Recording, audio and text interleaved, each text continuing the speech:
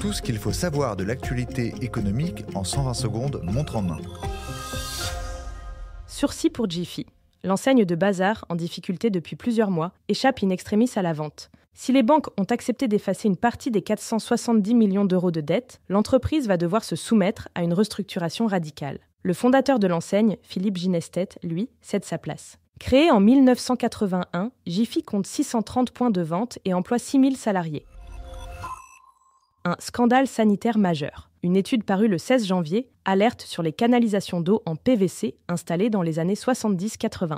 Le PVC de cette époque contient des résidus de chlorure de vinyle monomère, une substance reconnue cancérigène. Au total, 140 000 km de canalisation seraient concernés par une telle contamination, selon le ministère de la Santé. Les délégataires de services publics d'eau parlent plutôt de 340 000 km de canalisation polluée.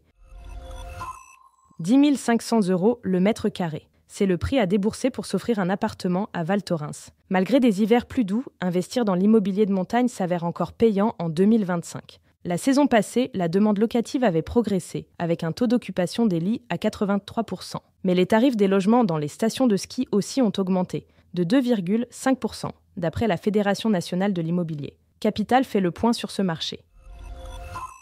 Dazen déconcerte ses abonnés. Après un tarif de lancement élevé, 39,99 € par mois, la plateforme multiplie les promotions. Le principal diffuseur de la Ligue 1 a lancé un abonnement à 29,99 € par mois, avant de le descendre à 19,99 € aujourd'hui. Il faut dire que Dazen est encore loin d'atteindre le nombre d'adhérents visé. Mais chez certains abonnés, ces nouveaux tarifs ne passent pas, ils témoignent.